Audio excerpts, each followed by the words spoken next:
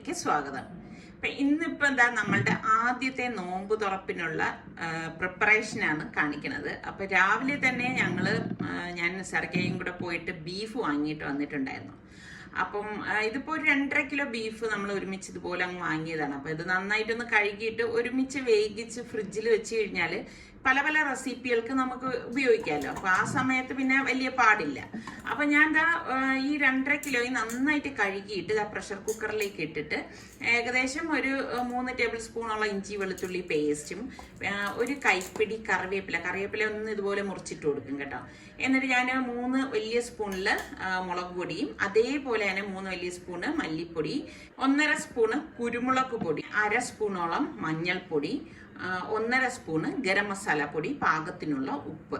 അപ്പൊ ഇത്രയും മീറ്റ് ഉള്ളത് കൊണ്ടാണ് ഇത്ര അധികം പൊടികൾ നമ്മൾ ഇതിലേക്ക് ചേർത്ത് കൊടുക്കുന്നത്. എന്നിട്ട് എല്ലാം കൂട്ടിയിട്ട് നന്നായിട്ടൊന്ന് മിക്സ് ചെയ്ത് കൊടുക്കും. അപ്പൊ ഇതിലേക്ക് ഞാൻ സവോള ചേർക്കുന്നില്ല. അപ്പൊ ഞാൻ ഒരു കൈപ്പിടി ഇതുപോലെ ഓയിൽ ഇങ്ങനെ ഇതിലേക്ക് ഒഴിച്ചു കൊടുക്കുകയാണ്. ഏത് ഓയിൽ വേണമെങ്കിലും നമുക്ക് ഒഴിച്ചു കൊടുക്കാം. എന്നിട്ട് നന്നായിട്ട് ഇതെല്ലാം ചേർത്തിട്ടൊന്ന് മിക്സ് ചെയ്ത് കൊടുക്കണം. പിന്നെ നമ്മൾ ഒട്ടും വെള്ളം ചേർക്കത്തില്ല കേട്ടോ. എന്നിട്ട് പ്രഷർ കുക്കർ മൂടി വെച്ച് വെയിറ്റ് ഇട്ടിട്ട് ഞാൻ 4 വിസിൽ വരെയാണ് ഇത് വേവിച്ചെടുക്കുന്നത്. അതിന്റെ സ്റ്റീമൊക്കെ പോയ ശേഷം നമുക്ക് കുക്കർ ഓപ്പൺ ചെയ്യാം. അപ്പൊ ബീഫൊക്കെ കറക്റ്റ് പരുവത്തിന് വെന്ത് വന്നിട്ടുണ്ട്. അപ്പൊ ഇപ്രാവശ്യം നമുക്ക് കിട്ടിയ ബീഫ് കുറച്ച് മുറ്റാണ് കേട്ടോ. അപ്പം എനിക്ക് അത്ര അങ്ങോട്ടൊരു തൃപ്തി വന്നിട്ടില്ല. ഇതിലിപ്പം നമ്മൾ വെള്ളമൊന്നും ചേർത്തിട്ടുണ്ടായിരുന്നില്ല. ഇതിപ്പോ ബീഫിൽ നിന്ന് തന്നെ ഊറി വന്നിരിക്കുന്ന ചാറാണ്.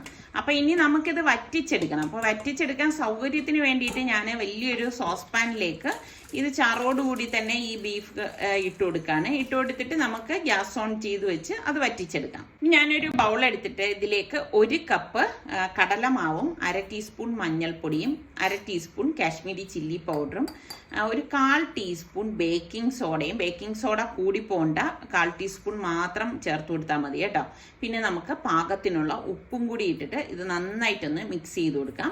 എല്ലാം ചേർത്തൊന്ന് മിക്സ് ചെയ്ത് കൊടുത്ത ശേഷം നമുക്ക് പാകത്തിനുള്ള വെള്ളം ഇതിലേക്ക് ഒഴിച്ചിട്ട് കുറച്ച് അതായത് ഇപ്പം ഒരു ദോശമാവിൻ്റെയൊക്കെ പരുവില്ലേ, ആ പരുവത്തിന് ഇതൊന്ന് കലക്കിയെടുക്കണം.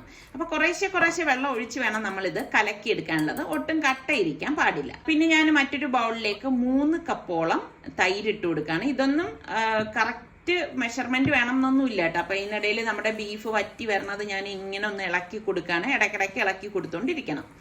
എന്നിട്ട് ഈ തൈരിലേക്ക് പാകത്തിനുള്ള ഉപ്പ് ഇട്ടിട്ട് നന്നായിട്ടൊന്ന് മിക്സ് ചെയ്ത് കൊടുക്കണം. അതായത് തൈരിന്റെ കട്ടയൊക്കെ നല്ലതുപോലെ ഉടച്ചെടുക്കണം. ഉടച്ചെടുത്ത ശേഷമാണ് നമ്മൾ ഇതിലേക്ക് 1/2 ടീസ്പൂൺ ഡ്രൈ മാംഗോ പൗഡറും 1/2 ടീസ്പൂൺ ഗരം മസാല പൊടിയും കൂടി ഇട്ട് കൊടുക്കുകയാണ്. എന്നിട്ട് 2 പച്ചമുളകും കുറച്ച് മല്ലിയില അരിഞ്ഞതും കൂടി ഇട്ടിട്ട് നന്നായിട്ടൊന്ന് മിക്സ് ചെയ്ത് കൊടുക്കാം. അപ്പൊ നമ്മളുടെ എരിവിന്റെ പാകത്തിന് പച്ചമുളകൊക്കെ കട്ട് ചെയ്തിട്ട് കൊടുത്താൽ മതി. നല്ലതുപോലെ ഇതൊന്ന് ഇളക്കിയെടുക്കണം. ഇതുപോലെ ഇളക്കിയെടുത്ത ശേഷം വേണം നമുക്കിതിലേക്ക് വെള്ളം ചേർത്ത് കൊടുക്കാനുള്ളത്. ഇപ്പം ഞാൻ 1 കപ്പ് വെള്ളം ഒഴിച്ചിട്ടൊന്ന് ഇളക്കി കൊടുക്കുകയാണ്. അപ്പോൾ വല്ലാതെ ഒരു തിക്നെസ് തോന്നുകയാണെങ്കിൽ കുറച്ചുകൂടി വെള്ളം നമുക്കിതിലേക്ക് ചേർത്ത് കൊടുക്കാം. അപ്പം എനിക്ക് അങ്ങനെ തോന്നിയോണ്ട് വീണ്ടും ഞാൻ 1 കപ്പ് വെള്ളം കൂടി ചേർത്ത് കൊടുത്തു. അപ്പം ഇതാണ് ഇതിൻ്റെ ഒരു പരുവം എന്ന് പറഞ്ഞാൽ. അപ്പൊ നമ്മുടെ ബീഫൊക്കെ ഡ്രൈ ആയി വന്നിട്ടുണ്ട്. അപ്പൊ ഇത് ഞാൻ വല്ലാണ്ട് അങ്ങ് ഡ്രൈ ആക്കുന്നില്ല. ഇപ്പൊ ഗ്യാസ് ഓഫ് ചെയ്ത് ഇതിൽ നിന്ന് ഞാനിപ്പോ ഏകദേശം ഒരു 3 ടേബിൾ സ്പൂൺ കണക്ക് പറഞ്ഞാൽ എടുത്ത് മാറ്റാണ്. എന്നിട്ട് അത് മറ്റൊരു റെസിപ്പിക്ക് വേണ്ടിയിട്ടാണ് കേട്ടോ. അപ്പൊ ബാക്കിയുള്ളത് നന്നായിട്ട് തണുത്ത ശേഷം ഞാൻ കണ്ടെയ്നറിലാക്കി ഫ്രീസറിൽ സൂക്ഷിക്കുകയാണ് ചെയ്യണത്. അപ്പൊ ഞാനൊരു പാനിലേക്ക് ഓയിൽ ഒഴിച്ചിട്ടുണ്ട്. നമുക്ക് ഈ ഒരു മാവ് ഫ്രൈ ചെയ്തെടുക്കാൻ വേണ്ടിയിട്ടുള്ള ഓയിലാണ് ഞാനിവിടെ ഒഴിച്ചിരിക്കുന്നത്. അപ്പോൾ ഒട്ടും കട്ടയില്ലാന്ന് ഉറപ്പുവരുത്തിയ ശേഷം നമുക്ക് ഓരോ ചെറിയ സ്പൂണ് മാവ് ഇതിലേക്ക് കോരി ഒഴിച്ചിട്ട് ഈ ഒരു സൈസിന് നമുക്ക് ഈ ഒരു വട ഫ്രൈ ചെയ്തെടുക്കാം. അപ്പോൾ കടലമാവ് ആയതുകൊണ്ട് തന്നെ പെട്ടെന്ന് ഇത് റെഡിയായി കിട്ടും. ഒരു സൈഡ് റെഡി ആകുമ്പോഴേക്ക് പതുക്കെ നമുക്കൊന്ന് മറിച്ചിട്ട് കൊടുക്കാം. ഇപ്പൊ കണ്ടോ, ഇതിപ്പോ കറക്റ്റ് പരുവാണ്. അപ്പം ഇത് കറക്റ്റ് ചെറിയ ബോളായിട്ട് വരണം എന്നൊന്നുമില്ല. ഇതുപോലെയൊക്കെ ഇരിക്കും, എന്നാലും പ്രശ്നമൊന്നുമില്ല. അപ്പൊ ഇതുപോലെ തിരിച്ച് മറിച്ചു വിട്ട് നമുക്ക് ഇതൊന്ന് ഫ്രൈ ചെയ്തെടുക്കണം. ഇത് അധിക നേരം എണ്ണയിൽ ഇടേണ്ട ആവശ്യമില്ല കേട്ടോ. ഇത് ഞാൻ പറഞ്ഞില്ലേ, പെട്ടെന്ന് റെഡിയായി കിട്ടുന്ന ഐറ്റമാണ്. അപ്പൊ ഇത് നമുക്ക് എണ്ണയിൽ നിന്ന് മാറ്റിയിട്ട് ബാക്കി ഇരിക്കുന്ന ആ മാവുണ്ടല്ലോ, അപ്പൊ അതും നമുക്ക് ഇതുപോലെ തന്നെ ഈ ചൂടായ എണ്ണയിലേക്ക് കോരി ഒഴിച്ചിട്ട് വേണം ഫ്രൈ ചെയ്തെടുക്കാനുള്ളത്. അപ്പൊ നമുക്ക് എത്രയാണോ വേണ്ടത് അതിനനുസരിച്ച് നമ്മൾ മാവിൻ്റെ ക്വാണ്ടിറ്റി കൂട്ടിയാൽ മതി. അപ്പോൾ നമ്മുടെ തൈരിലേക്ക് ഞാൻ 1 ടേബിൾ സ്പൂണോളം ഇഞ്ചി വെളുത്തുള്ളി പേസ്റ്റും കൂടി ചേർത്തിട്ട് ഒന്ന് ഇളക്കി കൊടുക്കണം കേട്ടോ. എന്നിട്ട് നമ്മൾ ഈ ഫ്രൈ ചെയ്ത് വെച്ചിരിക്കുന്നത് ഞാൻ ദാ ഇതുപോലെ ഒരു സെർവിങ് ബൗളിലേക്ക് ഇട്ട് കൊടുക്കുകയാണ്. അപ്പം ഈ കടല പുഴുങ്ങിയത് ഏകദേശം 1/2 കപ്പോളം ഞാൻ ഇട്ട് കൊടുക്കുന്നുണ്ട്. കടല പുഴുങ്ങിയത് ഞാൻ ഇതിനു മുൻപ് പുഴുങ്ങി ഫ്രീസറിൽ വെച്ചതാണ് കേട്ടോ. അപ്പോൾ അതൊന്ന് ചൂടാക്കിയിട്ടാണ് ഇട്ട് കൊടുത്തത്. പിന്നെ നമ്മൾ ഈ തയ്യാറാക്കി വെച്ചിരിക്കുന്ന മോരുണ്ടല്ലോ, അത് ഫുള്ളായിട്ട് ഇതിലേക്ക് അങ്ങ് ഒഴിച്ചു കൊടുക്കാം. അപ്പം നമുക്ക് പെട്ടെന്ന് റെഡിയാക്കി എടുക്കാൻ പറ്റുന്ന ഒരു ദഹി വടയാണ്. ഇപ്പം നോമ്പാകുമ്പോഴേക്ക് എനിക്ക് എന്തോ ദഹി വട ഭയങ്കര ഒരു മസ്റ്റ് പോലാണ് കേട്ടോ. സാധാരണ നോർത്ത് ഇന്ത്യൻസാണ് ഇത് ഉണ്ടാക്കുന്നത്. അപ്പം എണ്ണയിലേക്ക് നമ്മൾ കടുക്, ചെറിയ ജീരകം ഒന്ന് പൊട്ടിച്ചെടുക്കുക. പിന്നെ വറ്റൽമുളകും കുറച്ചധികം കറിവേപ്പില ഒന്ന് കട്ട് ചെയ്തിട്ട് കൊടുക്കുകയാണ്. എന്നിട്ട് അപ്പോൾ ഈ താളിച്ചത് നമുക്ക് ഈ ദഹി വടയുടെ മുകളിലേക്ക് ഒഴിച്ചു കൊടുക്കാം. നല്ല ടേസ്റ്റാണ് കേട്ടോ. പ്രത്യേകിച്ച് ഈ നോമ്പ് തുറക്കുന്ന സമയത്തൊക്കെ ഇത് കഴിക്കാൻ നല്ല രുചിയാണ്. എനിക്ക് ഭയങ്കര ഇഷ്ടമാണ്. അപ്പം ദഹി വട ഇഷ്ടമുള്ള എത്ര പേരുണ്ട്? അപ്പം ഇതിന് മുകളിൽ ഞാൻ കുറച്ച് ചില്ലി, അതായത് കാശ്മീരി ചില്ലി ഇങ്ങനെ ഒന്ന് വെതറി കൊടുക്കണം. ഒരു കാഴ്ചയ്ക്ക് ഒരു ഭംഗിക്ക് വേണ്ടിയിട്ടാണ് കേട്ടോ.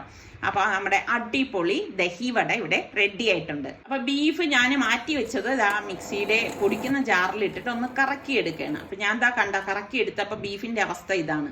ഞാൻ പറഞ്ഞില്ലേ, കുറച്ച് മുറ്റിയ ബീഫായിപ്പോയി. അതുകൊണ്ട് തന്നെ എനിക്ക് വലിയൊരു തൃപ്തിയില്ല. അപ്പം ഞാൻ 2 ബാച്ചായിട്ട് ഇതൊന്ന് അടിച്ചെടുത്തതും, പിന്നെ പൊട്ടറ്റോ പുഴുങ്ങിയത്, ഒരു അത്യാവശ്യം വലിപ്പമുള്ള ഒരു പൊട്ടറ്റോയാണ് പുഴുങ്ങിയെടുത്തത്. അപ്പം അതും കൂടി ഇതിലേക്ക് ഇട്ടിട്ട് ഞാൻ ഇതുകൊണ്ട് ഒന്ന് ഉടച്ചെടുക്കുകയാണ്.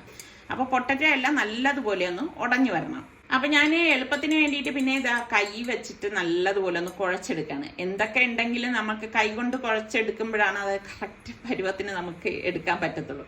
പിന്നെ ഒരു അത്യാവശ്യം വലിപ്പമുള്ള ഒരു സവാളയും ഒരു പിടി കറിവേപ്പിലയും കൂടി അരിഞ്ഞതും കൂടി ഡയറക്റ്റ്ലി ഇടയാണ്. അതുപോലെ തന്നെ 1/2 കപ്പ് ബ്രെഡ് പൊടിച്ചതും പാകത്തിനുള്ള ഉപ്പും 1 ടീസ്പൂൺ ഗരം മസാലപ്പൊടി ഇത്രയും കൂടി ഇട്ടിട്ട് നന്നായിട്ട് ഇതൊന്ന് കുഴച്ചെടുക്കുക. അപ്പം സാധാരണ നമ്മൾ സവാളയൊക്കെ വഴറ്റിയല്ലേ ഇടുന്നത്. ഇതിപ്പം സവാള വഴറ്റിയിട്ടൊന്നുമില്ല, റോ സവാള തന്നെയാണ് ചെറുതായിട്ട് അരിഞ്ഞിട്ടത്.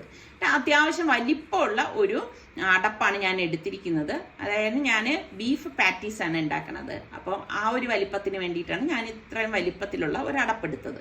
അപ്പം നിങ്ങൾക്ക് ചെറുത് മതിയെങ്കിൽ ചെറുതുണ്ടാക്കി എടുത്താലും മതി. അപ്പോൾ ഒരു കാഴ്ചയ്ക്കൊക്കെ ഭംഗിയാണെങ്കിൽ ഈ ഒരു വലിപ്പത്തിലൊക്കെ ഉണ്ടാക്കിയെടുത്താൽ കറക്റ്റ് ആ ഒരു പാറ്റീസിൻ്റെ ആ ഒരു ഷേപ്പിൽ തന്നെ നമുക്ക് കിട്ടും.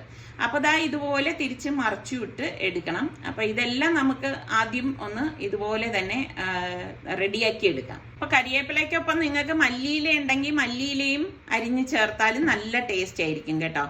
അപ്പോൾ എല്ലാം നമ്മൾ ഈ ഒരു ഷേപ്പിൽ വേണം റെഡിയാക്കി എടുക്കാനുള്ളത്. അപ്പോൾ നമ്മുടെ പാറ്റീസിൻ്റെ മാവെല്ലാം ഞാൻ റെഡിയാക്കി വെച്ചിട്ടുണ്ട്. എന്നിട്ട് ഞാനിവിടെ കുറച്ച് മൈദ മാവിലേക്ക് പാകത്തിനുള്ള ഉപ്പ് ഇട്ടിട്ട് കുറച്ച് വെള്ളം ഒഴിച്ചിട്ട് ഇതൊന്ന് ലൂസാക്കി എടുക്കുകയാണ്. കാരണം മുക്കി പൊരിക്കാൻ വേണ്ടിയിട്ടാണ്. അപ്പം കഴിഞ്ഞ പ്രാവശ്യം ഞാൻ ഇതുപോലെ കാണിച്ചപ്പോഴേക്കും ആരും എൻ്റെ അടുത്ത് പറഞ്ഞു, ഞങ്ങൾ മുട്ടയിലാണ് മുക്കി പൊരിക്കുന്നതെന്ന്. ഏതിലും ആണെങ്കിലും നമുക്ക് മുക്കി പൊരിക്കാം, അതൊരു കോട്ടിങ് വേണം. ആ ഒരു ഉദ്ദേശം മാത്രമേ ഉള്ളൂ, മുട്ട ആയാലും മൈദ ആയാലും. അപ്പം ഞാനൊരു ബൗളിലേക്ക് കുറച്ച് ബ്രെഡ് തന്നെയാണ് പൊടിച്ചത് ഇതുപോലെ ഇട്ട് കൊടുക്കുകയാണ്. എന്നിട്ട് നമുക്ക് ഈ ഉണ്ടാക്കി വെച്ചിരിക്കുന്ന ആ ഒരു പാറ്റീസ് നമുക്ക് ഈ മാവിലേക്ക് മുക്കിയിട്ട് ഈ പൊടിച്ച ബ്രെഡിലേക്ക് ഇട്ടിട്ട് ഇതുപോലെ ഒന്ന് കോട്ട് ചെയ്തെടുക്കണം. അപ്പോൾ ഇതിന് നമ്മൾ ബ്രെഡ് ക്രംസ് വേണം എന്നൊന്നും യാതൊരു നിർബന്ധവും ഇല്ല. നമ്മൾ സാധാരണ വീട്ടിൽ ഉപയോഗിക്കുന്ന ബ്രെഡ് ഉണ്ടല്ലോ, അത് ഇതുപോലെ പൊടിച്ചെടുത്താൽ മതി. നമുക്ക് അതേ ടേസ്റ്റോടുകൂടി തന്നെ നമുക്ക് ഇതും തയ്യാറാക്കി എടുക്കാൻ പറ്റും. അപ്പോൾ കണ്ട ഇതുപോലെ വേണം കോട്ട് ചെയ്തെടുക്കാനുള്ളത്. എന്നിട്ട് ഞാൻ ഒരു പ്ലേറ്റിലേക്ക് മാറ്റി വെക്കുകയാണ്. അപ്പോൾ ബാക്കി ഇരിക്കണതെല്ലാം നമുക്ക് ഇതുപോലെ തന്നെ മൈദയുടെ കൂട്ടിൽ മുക്കി ഈ ബ്രെഡിൽ കവർ ചെയ്ത് എടുക്കാവുന്നതാണ്. ഇനി നിങ്ങൾക്ക് മുട്ട ആവശ്യമാണെങ്കിൽ മുട്ടയും ചേർത്തെടുക്കാം. കഞ്ഞി ഇല്ലാതെ എന്ത് നോമ്പല്ലേ.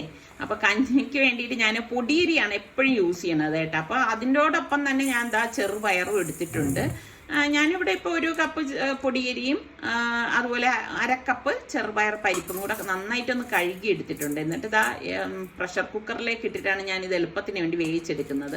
അപ്പോൾ കുറച്ചധികം വെള്ളം ഞാൻ ഇതുപോലെ ഒഴിച്ചെടുത്തിട്ടുണ്ട്. എന്നിട്ട് പാകത്തിനുള്ള ഉപ്പും ആദ്യമേ അങ്ങ് ഇട്ട് കൊടുക്കും കേട്ടോ. എന്നിട്ട് കുക്കർ മൂടിയിട്ടിട്ട് വെയിറ്റ് ഇട്ടിട്ട് ഞാൻ 1 വിസിൽ വരെയാണ് ഇത് വേവിച്ചെടുക്കുന്നത്. കാരണം അത് പൊടിയരിയല്ലേ. അപ്പോൾ അതിൻ്റെ അരപ്പിന് വേണ്ടിയിട്ട് ഞാൻ ഇവിടെ തേങ്ങ എടുത്തിട്ടുണ്ട്. തേങ്ങ ഇവിടെ 1 കപ്പ് തേങ്ങയും ചെറിയ ഒരു പീസ് ഇഞ്ചി ഉണ്ടല്ലോ, ഇഞ്ചിയും അതുപോലെ തന്നെ 1 ടീസ്പൂൺ ചെറിയ ജീരകവും 1/2 ടീസ്പൂൺ മഞ്ഞൾപ്പൊടിയും ഇട്ടിട്ട് ആദ്യം ഒന്ന് കറക്കിയെടുക്കാം. അപ്പം ഇഞ്ചിക്ക് വരെ നിങ്ങൾക്ക് ചുക്കുണ്ടെങ്കിൽ ചുക്ക് വേണമെങ്കിൽ എടുക്കാം കേട്ടോ. എന്നിട്ട് നമുക്ക് ഒന്ന് കറക്കി എടുത്ത ശേഷമാണ് ഞാൻ ഇതിലേക്ക് കുറച്ച് വെള്ളം ഒഴിച്ചിട്ട് ഇത് നന്നായിട്ടൊന്ന് അരച്ചെടുക്കുന്നത്. അപ്പൊ ഇതാണ് നമ്മളുടെ കഞ്ഞിക്കുള്ള അരപ്പെന്ന് പറയുന്നത്. അപ്പൊ ഇങ്ങനെ കഞ്ഞി തയ്യാറാക്കാൻ എത്ര പേരുണ്ട്? അപ്പൊ ഇതാ ഞാൻ പ്രഷർ കുക്കർ സ്റ്റീമൊക്കെ പോയ ശേഷം തുറന്നു. അപ്പൊ നമ്മുടെ അരിയും പയറും ഒക്കെ പാകത്തിന് വെന്ത് വന്നിട്ടുണ്ട്. ഇതിലേക്ക് നമ്മൾ ഈ അരച്ച് വെച്ചിരിക്കുന്ന അരപ്പ് ഇതുപോലെ ഒന്ന് ഒഴിച്ചു കൊടുക്കും. ഒഴിച്ചു കൊടുത്ത ശേഷം ഒന്ന് ഇളക്കി കൊടുക്കും. ഇളക്കി കൊടുത്തിട്ട് ഇനി നമ്മൾ ഇതിനെ ലൂസാക്കണത് തിളച്ച വെള്ളം ഒഴിച്ചിട്ടാണ് കേട്ടോ. തിളച്ച വെള്ളം തന്നെ നിങ്ങൾ ഒഴിക്കാൻ ശ്രദ്ധിക്കണം. അപ്പം മിക്സിയുടെ ജാറിലേക്ക് ഞാൻ തിളച്ച വെള്ളം ഒഴിച്ചിട്ടാണ് ഇതുപോലെ ഒന്ന് ഒഴിച്ചെടുക്കുന്നത്. അപ്പം എന്നിട്ട് നന്നായിട്ടൊന്ന് ഇളക്കിയെടുക്കണം. അപ്പം ഇത് ഹെൽത്തി ആയിട്ടുള്ള ഒരു കഞ്ഞിയാണ്. കാരണം ചെറുപയറും കൂടി ചേർത്തിട്ട് നമ്മൾ വേവിച്ചെടുത്തിരിക്കുകയാണ്. അതുകൊണ്ട് തന്നെ വളരെ ഹെൽത്തിയാണ്. അപ്പോൾ ദാ ഞാൻ ഒരു 3 പീസ് മീൻ പൊരിക്കാനായിട്ട് മസാല പുരട്ടി വെച്ചിട്ടുണ്ടായിരുന്നു. കഞ്ഞിക്ക് വേണ്ടി നിസാർക്കാക്കും എനിക്കും വേണ്ടിയിട്ടുള്ളതാണ് കേട്ടോ. ഇവർ മീനൊന്നും ഇപ്പോൾ കഴിക്കത്തൊന്നുമില്ല. ഇത് പാറ്റീസ് ഫ്രൈ ചെയ്തെടുക്കാൻ വേണ്ടി പാനിലേക്ക് എണ്ണ ഒഴിച്ചിട്ട്, അപ്പം ഞാൻ പാറ്റീസ് റെഡി ആയിട്ട് ഒന്ന് സെറ്റ് ആവാനായിട്ട് ഫ്രിഡ്ജിലേക്ക് വെച്ചിട്ടുണ്ടായിരുന്നു കേട്ടോ. അപ്പം ഫ്രിഡ്ജിൽ വെച്ചത് കൊണ്ട് തന്നെ ചെറിയൊരു നനവിൻ്റെ ഇതുണ്ട്. അപ്പോൾ ഇതാ നമ്മൾ തീ കുറച്ച് വെച്ചിട്ട് വേണം നമ്മൾ ഫ്രൈ ചെയ്തെടുക്കാനുള്ളത്. ഒരു സൈഡ് റെഡി ആകുമ്പോൾ പതുക്കെ ഒന്ന് മറിച്ചിട്ട് കൊടുക്കണം. ഇങ്ങനെ ഫ്ലെയിം നന്നായിട്ട് കുറച്ച് വെച്ചിട്ട് തിരിച്ച് മറിച്ചു വിട്ടിട്ടാണ് നമ്മളിത് ഫ്രൈ ചെയ്തെടുക്കുന്നത് കേട്ടോ. എണ്ണ കുടിക്കരുത്, അത് പ്രത്യേകം ശ്രദ്ധിച്ചോണം. അപ്പം ഇതിനിടയിൽ തന്നെ മീൻ റെഡി ആയത് ഞാനൊന്ന് മറിച്ച് വെച്ച് കൊടുക്കാണ്. അപ്പം ചിലരെ എനിക്ക് തോന്നുന്നു നോമ്പിന് തീരെ മീൻ കഴിക്കൽ ഉണ്ടാവില്ല അല്ലേ? അങ്ങനെയുള്ളവരുണ്ടോ? ഉണ്ടെങ്കിൽ ഒന്ന് പറയണം കേട്ടോ. നമ്മുടെ ഇവിടെ തിരുവനന്തപുരത്തൊന്നും വലിയ കുഴപ്പമില്ല കേട്ടോ. എല്ലാവരും മീനും ഇറച്ചിയും എന്ത് വേണമെങ്കിലും കഴിക്കും. അപ്പം ഇതാ മീനും ഒരറ്റത്ത് ഫ്രൈ ആവുന്നുണ്ട്. ഇനിയിപ്പോൾ ഫ്രൂട്ട്സ് കട്ട് ചെയ്യണം. അപ്പോൾ ഇതാ ഞാൻ വാട്ടർമെലൺ ഒന്ന് കട്ട് ചെയ്തപ്പോഴാണ് ഞാൻ ആകെ അക്കടി പറ്റിയത് അറിഞ്ഞത്. ഇതാ വാങ്ങിക്കൊണ്ടുവന്ന വാട്ടർമെലൻ്റെ കളർ നോക്കിക്കുക, അതിൻ്റെ അകത്ത് സംഭവമൊന്നും അങ്ങോട്ട് നമ്മൾ വിചാരിക്കുന്നത് പോലെ അല്ല. അതാ കണ്ടോ. അപ്പോൾ പപ്പായ പിന്നെ കട്ട് ചെയ്തെടുത്തു. വാട്ടർമെലൺ മാത്രം ഇന്ന് എടുക്കാന്നാണ് വിചാരിച്ചത്. അപ്പോൾ വാട്ടർമെലൺ നമ്മളെ ചതിച്ചു. അപ്പോൾ പപ്പായയും ഒന്ന് എല്ലാം കുറേശ്ശെ. അപ്പം ഞാൻ പറഞ്ഞു എനിക്ക് പിന്നെ വാട്ടർമെലൺ ജ്യൂസ് അടിക്കാമെന്ന് എഴുതിയിട്ട് വാട്ടർമെലൺ ഞാനിപ്പോൾ മിക്സിയിലേക്ക് എടുത്തിട്ടിട്ട് ജ്യൂസ് അടിക്കണം. ജ്യൂസ് അടിച്ചിട്ട് പോലും അതിന് യാതൊരു കളറും ഇല്ല കേട്ടോ. ഒരു നിർവികാരം പോലത്തെ വാട്ടർമെലൺ. ഇതാ നോക്കിക്കേ, ഞാൻ എന്തായാലും അരിച്ചെടുത്തിട്ടുണ്ട്. അപ്പൊ ഇതാണ് നമ്മളുടെ ആദ്യത്തെ നോമ്പുതുറ വിഭവങ്ങൾ. വളരെ സിമ്പിൾ ആക്കാന്നാണ് വിചാരിച്ചത്. അതിൻ്റെ ഇടയിൽ ബീഫ് പാറ്റീസ് വന്നു, അത്രേ ഉള്ളൂ. അപ്പൊ ഈ ഒരു ഡ്രിങ്ക് ക്യാരറ്റ് ഡ്രിങ്ക് ആണ്, സ്പെഷ്യൽ ഡ്രിങ്ക് ആണ്. ഇതിന്റെ റെസിപ്പി ഞാൻ ഇന്ന് 12 മണിക്ക് സലു സിമ്പിൾ റെസിപ്പീസിലേക്ക് പോസ്റ്റ് ചെയ്തിട്ടുണ്ട് കേട്ടോ. അപ്പം അതിന്റെ ലിങ്ക് ഞാൻ ഇതിലെ പിൻഡ് കമന്റ് ആയിട്ട് കൊടുത്തേക്കാം. അപ്പം നിങ്ങളൊന്ന് നോക്കണേ. നോക്കിയാൽ മാത്രം പോരാ, ഇഷ്ടപ്പെട്ടാൽ ലൈക്ക് ചെയ്യാനും ഷെയർ ചെയ്യാനും കൂടി മറന്നു വരുതേ. അപ്പൊ നോമ്പ് തുറക്കാനുള്ള സമയമായപ്പോഴേക്കും എല്ലാം ടേബിളിലേക്കൊന്ന് സെറ്റ് ചെയ്ത് വെച്ചു. അപ്പൊ ദഹിവട നല്ല ടേസ്റ്റ് ആണ് കേട്ടോ. അപ്പൊ ട്രൈ ചെയ്യാത്തവരൊന്ന് ട്രൈ ചെയ്ത് നോക്കണേ. അതുപോലെ തന്നെ നമ്മളുടെ ചാനൽ കണ്ടുകൊണ്ടിരിക്കുന്നവരിൽ സബ്സ്ക്രൈബ് ചെയ്യാതെ ആരെങ്കിലും ഉണ്ടെങ്കിൽ നിങ്ങൾക്ക് നമ്മുടെ ചാനൽ ഇഷ്ടപ്പെട്ടാൽ സബ്സ്ക്രൈബ് ചെയ്യാനും ലിങ്ക് ഷെയർ ചെയ്യാനൊന്നും മറന്നു വരുത് കേട്ടോ. അപ്പോൾ എല്ലാവർക്കും ഒരിക്കൽ കൂടി റംദാൻ മുബാറക്. ഇനി നമുക്ക് അടുത്ത് നല്ല റെസിപ്പിയുമായി വീണ്ടും കാണാം. അതുവരയ്ക്കും എല്ലാവർക്കും ബൈ ബൈ.